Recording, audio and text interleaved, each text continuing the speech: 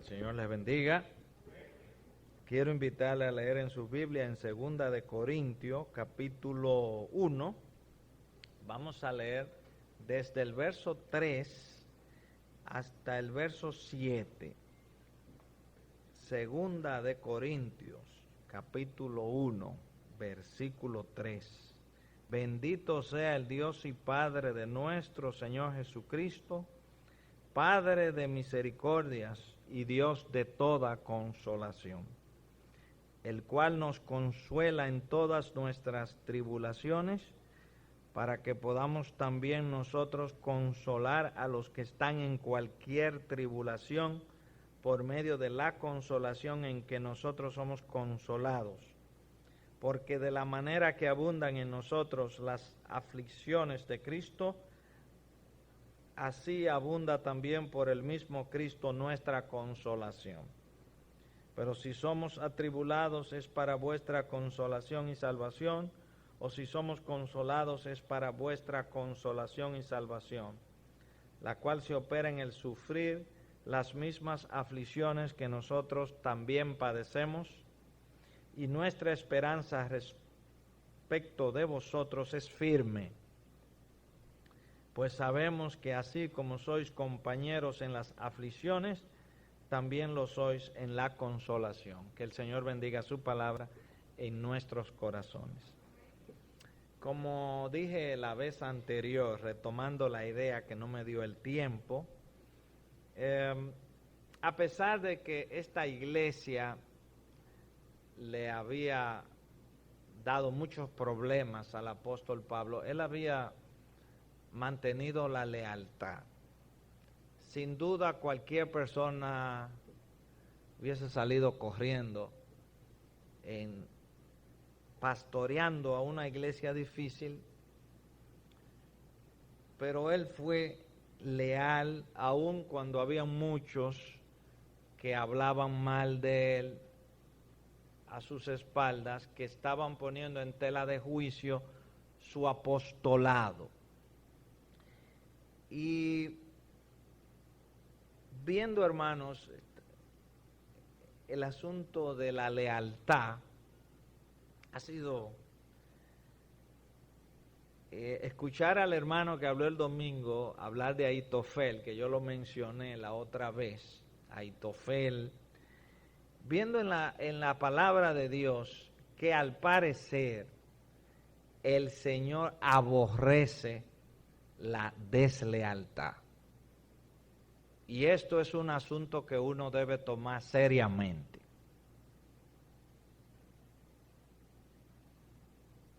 Porque analizando yo en la palabra, muchos desleales no terminan bien. Ahitofel es un ejemplo, traicionó a David, lo expliqué la vez pasada, lo explicó mucho mejor el hermano el domingo, terminó ahorcado. Judas terminó ahorcado. Amán terminó ahorcado. Absalón traicionó a su padre, terminó colgando de los cabellos de un árbol entre el cielo y la tierra, y el mulo que lo llevaba siguió de largo. Y ahí quedó. Traicionó a su padre, ejemplo que también lo vimos el domingo. Y esto a mí me ha llamado seriamente la atención. Y hay un ejemplo que yo quiero que miremos en 2 de Reyes, en el capítulo 5 del libro de Reyes, 2 de Reyes. Ustedes se acuerdan cuando Naamán, el sirio, fue aquella muchacha esclava, le dice, ve allá a mi tierra, que el profeta, y efectivamente, Naamán es sanado de la lepra, y cuando Naamán es sanado de la lepra, le quiere dar una ofrenda a Eliseo, la cual él no acepta. Y Dice la palabra de Dios en segundo libro de Reyes, capítulo 5, verso 20. Entonces Giezi, criado de Eliseo, el varón de Dios, dijo entre sí. Voy a dar esa frase ahí, entre sí. Me puse a estudiar las veces que la Biblia hace esta nota entre sí y casi nunca uno piensa nada bueno. Y tiene una idea. He aquí mi señor estorbó a este sirio Naamán. Miren cómo uno arregla la cosa. No tomando de su mano las cosas que había traído. Vive Jehová, que correré yo tras él y tomaré de él alguna cosa. ¿Saben, hermanos? Uno aprende en la vida, nosotros somos tan malos en nuestro pecado que uno aprende a justificar cualquier cosa. Aprendimos de Adán, que con una sola frase culpó a Dios y a la mujer. La mujer que tú me diste, fue la mujer y fuiste tú que me la diste, yo soy inocente. Y este hombre dice, no, pero el profeta estorbó a este sirio. Este sirio quería dar una ofrenda, no tomando de su mano las cosas que había. Vive Jehová, que correré yo tras él y tomaré de él alguna cosa. Y siguió Giezi a Naamán, y cuando vio Naamán que venía corriendo tras él, se bajó del carro para recibirle y dijo, ¿va todo bien? Y él dijo, bien. Mi señor me envía a decirte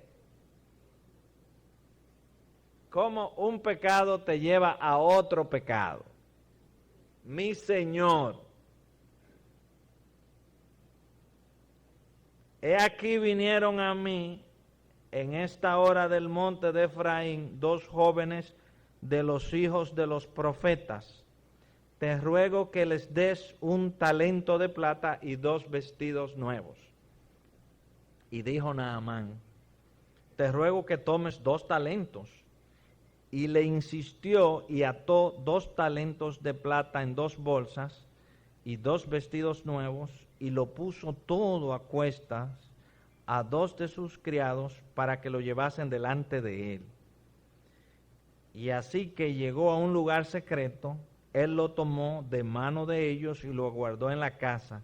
Luego mandó a los hombres que se fuesen, y él entró y se puso delante de su señor.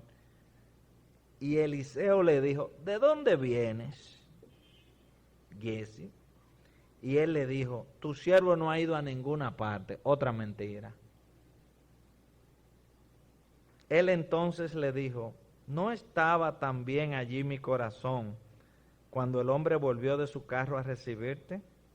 Es tiempo de tomar plata y de tomar vestidos, olivares, viñas, ovejas, bueyes, siervos y siervas.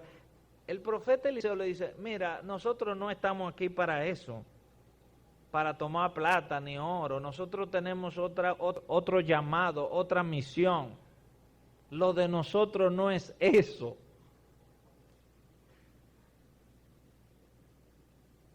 Por tanto, la lepra de Naamán se te pegará a ti y a tu descendencia para siempre. Y salió de delante de él leproso, blanco como la nieve. Tremendo esto. Cuando Pedro negó al Señor, dice la palabra de Dios que lloró amargamente. Un traidor es alguien sumamente peligroso. Es peligroso porque conoce todo de ti. Y viendo a Nietzsche, aquel alemán que fue criado en el Evangelio, se declara ateo y ha atacado mucho al Evangelio, filósofo alemán, pero él recibió la enseñanza del Evangelio temprano. Un traidor es alguien sumamente peligroso. El Salmo 41, hay gente, hermanos, que se apartan del Evangelio. Y cuando tú le hables, sienten vergüenza, se abajan la cabeza, saben que están mal, que en su debilidad cayeron. Dice don Pablo que es una buena señal. Pero hay gente que salen, que estuvieron un tiempo en una congregación y salen despotricando. Un traidor es alguien peligroso. Dice el Salmo 41, verso 9. Aún el hombre de mi paz, en quien yo confiaba, el que de mi pan comía, alzó contra mí el calcañar. El que de mi pan comía. Y dice el Salmo 55, David hablando también,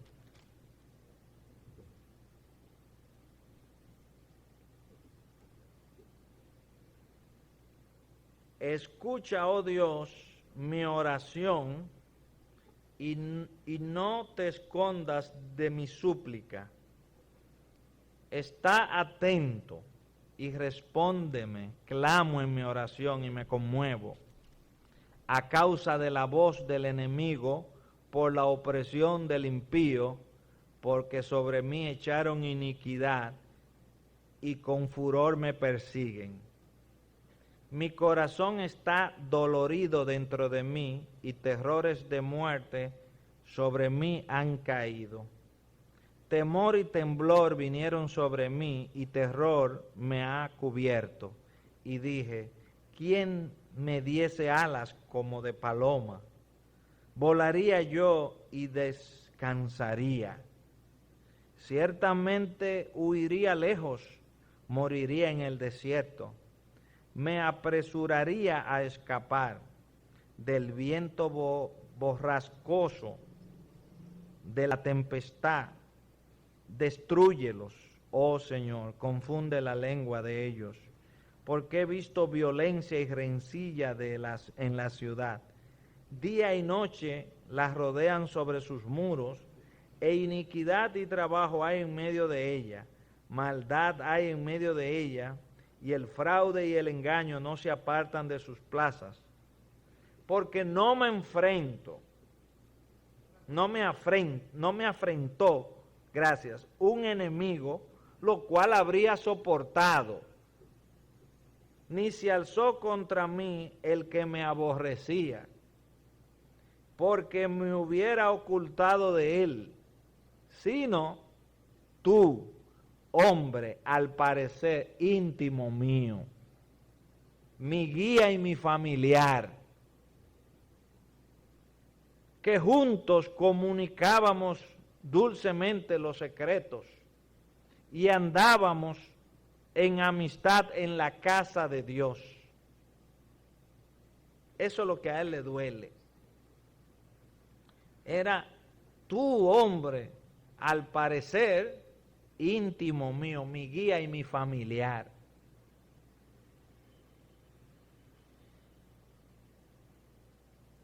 A pesar de esa situación, que era lo que Pablo vivía en los Corintios, él mostró empatía por ellos. Y él empieza su segunda epístola con una asombrosa expresión de compasión y preocupación por ellos. Le escribió durante un tiempo en que su propio ministerio estaba sufriendo muchos ataques y el dolor con los problemas de Corintio era intenso. Esos asuntos le pensaban tanto que el mismo apóstol Pablo llegó a decir, no tuve reposo en mi espíritu. Y dice aquí en 2 de Corintios, capítulo 11, verso 23, Mire bien esto, hermano. Son ministros de Cristo como si estuviera loco hablo. Yo más. Mire la hoja de vida del apóstol. En trabajos más abundantes, en azotes sin número, en cárceles más, en peligros de muerte muchas veces. De los judíos 5 veces he recibido 40 azotes menos 1. 3 veces he sido azotado con varas, 1 vez apedreado, 3 veces he padecido naufragio, 1 noche y 1 día he estado como náufrago en alta mar, en caminos muchas veces, en peligros de ríos, peligros de ladrones, peligros de los de mi nación, peligros de los gentiles, peligros en la ciudad, peligros en el desierto, peligros en el mar, peligros entre falsos hermanos, en trabajo y fatiga, en muchos desvelos, en hambre y sed, en muchos ayunos, en frío y en desnudez. Y además de otras cosas, lo que sobre mí se agolpa cada día, la preocupación por todas las iglesias. ¿Quién enferma y yo no enfermo? ¿A quién se le hace tropezar y yo no me indigno? Si es necesario gloriarse, me gloriaré en lo que es de mi debilidad. El Dios y Padre de nuestro Señor Jesucristo, quien es bendito por los siglos, sabe que no miento. En Damasco y el gobernador de la provincia del rey Aretas guardaba la ciudad de los damasenos para prenderme, y fui colgado del muro en un canasto por una ventana y escapé de sus manos. Esa es la hoja de vida. Parte de las dificultades que el apóstol pasó. Y yo hago un paréntesis, hermanos. A veces nos quedamos en casa por un nublado. Y este hombre realmente padeció por el Evangelio.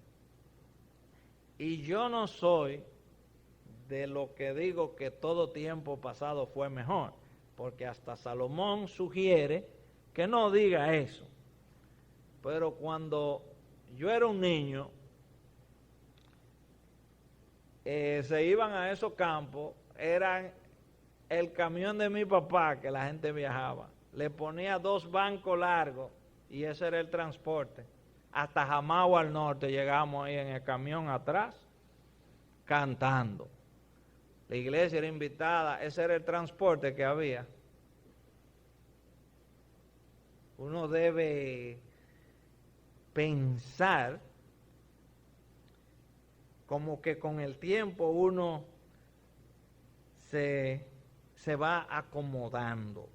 Uno debe pensar seriamente en esto. Los corintios conocían bien esos sufrimientos, pero es posible que los falsos apóstoles utilizaran esos mismos hechos de adversidad para poner en tela de juicio su apostolado. Es decir, todo eso que tú has padecido, no son cosas de Dios. Si tú hubieses sido un apóstol de Dios, un Dios bueno no permite que tú pases por todas esas cosas.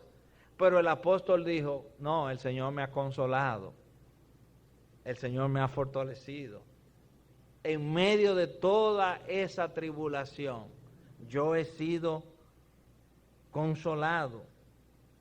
Y Dios ha permitido que yo pase por estas tribulaciones para capacitarme, para prepararme. Dice que Dios nos consuela en todas nuestras tribulaciones. ¿Para qué? Para que podamos nosotros consolar a los que están en cualquier tribulación, por medio de la consolación en que nosotros somos consolados por Dios. Ellos dicen, si tú eres el apóstol, ¿por qué Dios permite que te pasen esas cosas? Eso era muy de los judíos. ¿Se acuerdan del ciego en San Juan capítulo 9? ¿Quién pecó? ¿Este o sus padres para que naciera ciego? Se tenía la creencia, y muchas veces era así, que cuando alguien estaba sufriendo, padeciendo de una manera especial, era pagando algún castigo. ¿Quién pecó? ¿Este o sus padres? Por eso para el judío que su rey fuera clavado es algo difícil de asimilar. Pero el apóstol Pablo dice, no, yo he sido consolado. Yo he sido consolado. Y dice el apóstol Pablo, por ejemplo, en 2 de Timoteo, capítulo 4, 2 de Timoteo, capítulo 4, verso 14.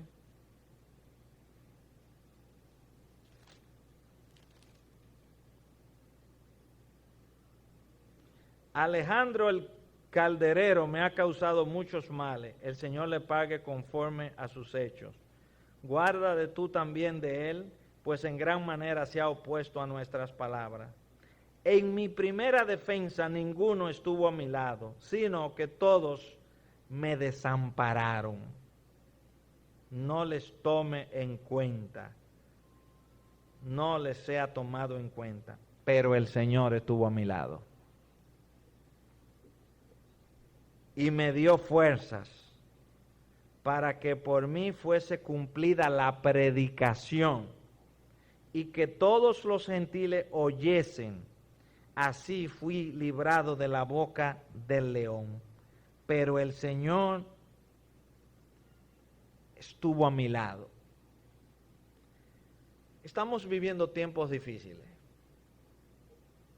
Y así será hasta que Cristo venga. No esperemos otra cosa. Tiempo de mucha violencia.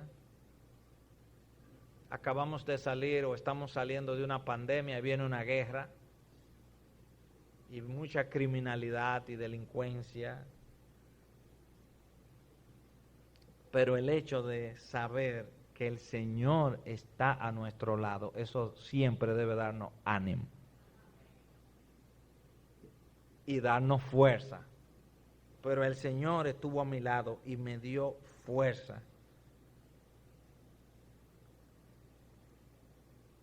El estar persuadido de que el Dios Todopoderoso, el Dios Omnipotente, de quien somos y a quien servimos, está con nosotros.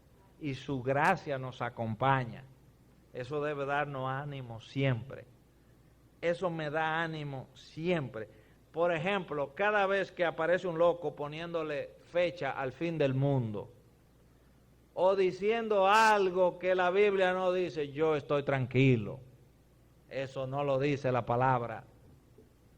Usted puede estar tranquilo. Eso no me inquieta. Yo sé en quién he creído. Decía el apóstol Pablo, yo sé en quién he creído y estoy seguro que es poderoso para guardar mi depósito para aquel día. Y usted puede estar seguro también. La palabra de Dios dice en Romanos 15:4, porque las cosas que se escribieron antes para nuestra enseñanza se escribieron, a fin de que por la paciencia y consolación de las Escrituras tengamos esperanza. Las cosas que se escribieron antes, lo que no está de más, tienen el propósito de producir en nosotros paciencia, que es la capacidad de aguantar, consuelo, porque en este mundo tendremos aflicción. Necesitamos ese consuelo y sobre todo necesitamos esperanza. Hay una canción cristiana, un himno que escribió una joven, se titula En el desierto. Y ella escribe, esta es mi oración en el desierto, cuando todo en mí se ve seco. Esta es mi oración cuando estoy hambriento y en necesidad.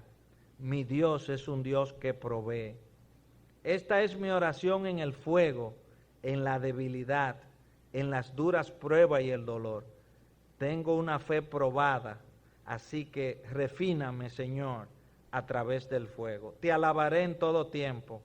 Ninguna fuerza prevalecerá contra mí. Dios es mi victoria. Él está aquí. Esa es mi canción en la batalla, aun cuando la victoria se ve lejos. Soy un hijo de Dios, soy coheredero con Cristo. En esa promesa me ampararé. Te alabaré, me regocijaré. En toda mi vida, en todo tiempo, en cada situación, tú eres Dios y tengo una razón para cantar y tengo una razón para adorarte. Ella escribió esa canción después de haber perdido un hijo. Es fácil alabar a Dios cuando hay abundancia y cuando hay salud y prosperidad, pero el apóstol Pablo dice, a pesar de esas tribulaciones, el Señor estuvo a mi lado. Y él comienza diciendo, bendito sea el Dios y Padre de nuestro Señor Jesucristo, Padre de misericordias y Dios de toda consolación. Y asimismo empieza hablando Pedro en Primera de Pedro, bendito sea el Dios y Padre de nuestro Señor Jesucristo. Pero Pedro le está hablando a los expatriados, a personas que por haber puesto su fe en Jesucristo habían sido despojados de sus bienes, asesinados, perseguidos, separados de la familia, de sus familias para siempre, y esparcidos por diferentes ciudades que él menciona. Y en vez de él decir, ay, ¿cómo es posible que un Dios bueno permite que ustedes sean probados de una manera? No. Bendito sea el Dios y Padre de nuestro Señor Jesucristo, que por su grande misericordia nos ha hecho renacer para una esperanza viva por la resurrección de Jesucristo de entre los muertos. Tenemos una herencia inmarcesible, incontaminada. No puede ser destruida, está a prueba de pecado, está a prueba de tiempo. Nada puede deslucir su belleza. Y Pablo dice, ustedes tienen esa esperanza está reservada en los cielos. Y el saber eso es una razón suficiente para estar bien y para bendecir a Dios. Y Pedro dice, bendito sea el Dios y Padre de nuestro Señor Jesucristo, que nos consuela en todas nuestras tribulaciones. Entonces, la empatía es un principio esencial del liderazgo. El que no ha sido consolado o el que no ha perdido a alguien que realmente ama, no sabe lo que es el dolor. Y Pablo dice, yo he sufrido, yo sé lo que ustedes están pasando. Hay gente que va a un velorio, te acompaña tus sentimientos y después están jugando dominó. Ahora se bebe muchísimo en los velorios. Esas cosas, eso no sabe lo que dijo. Hay muchos creyentes que no tienen empatía, que no saben ponerse en lugar de los demás, o no le importa. Yo recuerdo con mucha tristeza cuando uno coge vergüenza ajena. Un día en la funeraria, cuando murió el papá de Josué y de Vanessa, murió de un infarto. Un hermano tenía 53 o 50, José estaba chiquito, era un hermano predicando, porque estar con Cristo es muchísimo mejor. Josué, ¿verdad que tú estás muy contento porque tu papá está con Cristo? Y Josué, sí. Abusador. Yo que pedí a mi papá a los 13 años, yo sí sé lo que Josué estaba pasando. Y el hermano creía que era un cumpleaños que él estaba. Y yo quería quitarle el micrófono y metérselo por la boca. Y decía alguna palabra de consuelo. Hay creyentes que no tienen empatía. Para tú hablar de consolación, tú tienes que haber perdido a alguien que tú realmente amas. Y Pablo dice, yo he pasado por muchas cosas. Curiosamente, la mamá del hermano que predicó allá cuando Josué, tú estás feliz, ¿verdad? Porque ya tu papá está en el cielo. Se le enferma la mamá y me dice, ahora por mi mamá, porque yo me muero si ella se muere. Digo, hermano, pero usted allá en aquel velorio, dice, ay, es que cuando el muerto de uno es diferente. Ah, qué bonito.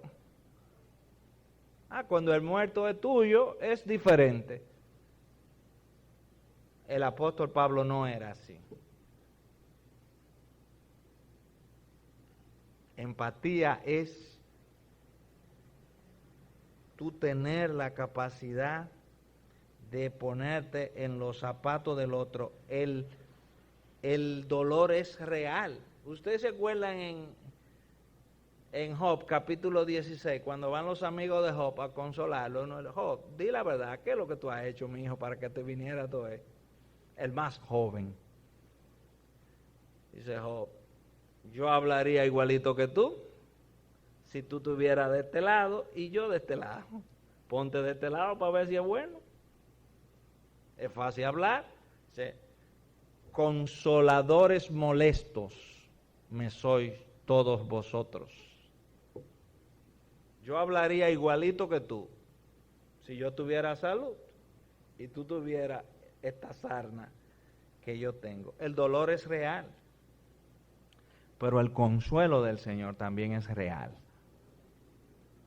Y yo lo puedo decir, que el consuelo del Señor también es real. Y lo que consuela a uno es la palabra de Dios. Yo recuerdo un día, una muerte que a mí me dolió mucho, mucho, fue la muerte de mi cuñada Raquel. En mi casa murió mi mamá, después murió mi hermano y 2 años después muere trágicamente mi cuñada.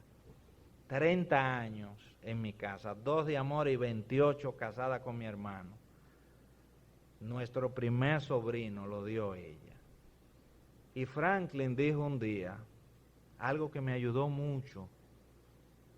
Dijo que cuando uno, ¿cómo fue que dijo? Cuando una estrategia de Satanás, cuando nuestro corazón está triste, es hacer dudar al creyente del amor y la fidelidad del Señor.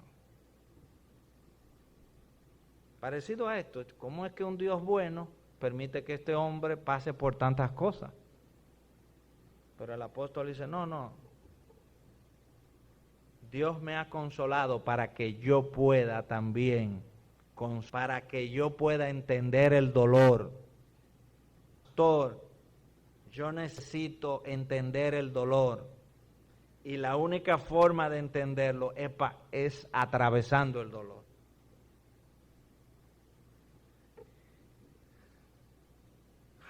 Jacob, a veces no queremos ser consolados. Hay gente, hermanos, que empieza a acariciar el dolor y no lo suelta. Jacob, cuando le dieron la noticia de que su amado hijo José había sido devorado por las fieras, dice Génesis capítulo 37, verso 35, no quiso ser consolado. Y dijo, descenderé enlutado al Seol. ¿Sabe lo que eso significa? Lloraré a mi hijo mientras viva. Descenderé enlutado al Seol. y eso no está bien. Porque el Señor consuela. El Señor consuela. Empatía es la habilidad de identificarse con otra persona al grado que uno siente lo que ella siente. Es algo esencial para tener una verdadera compasión, sensibilidad, comprensión y ánimo. Hebreos dice de nuestro Señor que no tenemos un sumo sacerdote que no pueda compadecerse de nuestras debilidades, sino uno que fue tentado en todo, según nuestra semejanza, pero sin pecado. Cuando yo leo que Cristo fue tentado en todo, según nuestra semejanza, pero sin pecado, me dice que cuando pecamos, somos nosotros que decidimos pecar. El Señor fue tentado en todo, según nuestra semejanza, como hombre, y no pecó. Nosotros decidimos pecar. A veces hemos rechazado la tentación, a veces no. Son decisiones nuestras. Los corintios le habían hecho daño a Pablo. Los problemas en ese cuerpo habían causado algunos sufrimientos. Y sin embargo, él sabía que ellos también estaban sufriendo. Algunos sufrían a causa de la justicia, como dice Pablo, sufrir las mismas que también nosotros padecemos, en el verso 6. Y otros sentían dolores de arrepentimiento, como dice el capítulo 7 de 2 de Corintios. Y eso es bueno, él dice que esa tristeza, la tristeza que es según Dios, que lleva al arrepentimiento, eso está bien. Esa es la que nos lleva a nosotros a reflexionar, a dar un golpe de timón y a enderezarnos. Pablo sintió su dolor y deseaba consolarlos. Les dijo que había esperanza para ellos y que su confianza en ellos se mantenía firme. El verso 7 dice, y nuestra esperanza respecto de vosotros es firme. Pues sabemos que así como sois compañeros en las aflicciones, también lo sois en la consolación.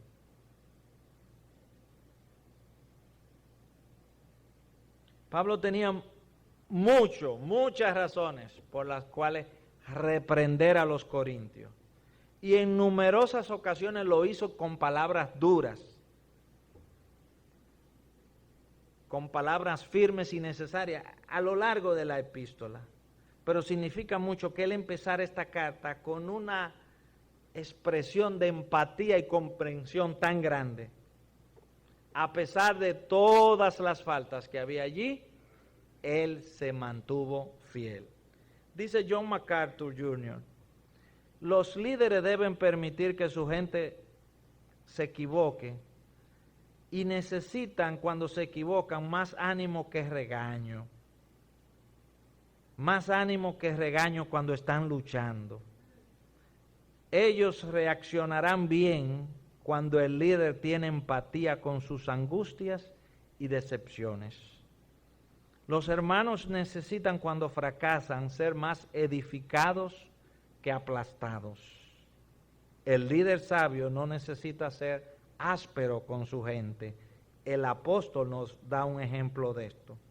Ciertamente esto no elimina una reprimenda y una corrección cuando se necesite. Toda palabra de Dios es útil para redarguir, instruir en justicia, dice 2 de Timoteo 3:16, pero puede y debe ser hecha en un contexto de empatía y edificación, tal como lo hizo Pablo aquí. Él era un líder compasivo y fiel. Su amor por los corintios es evidente en cada versículo de la epístola. Tal lealtad y empatía eran esenciales para tener un buen liderazgo. Pablo lo sabía y esto marcaba sus tratos con esta problemática iglesia.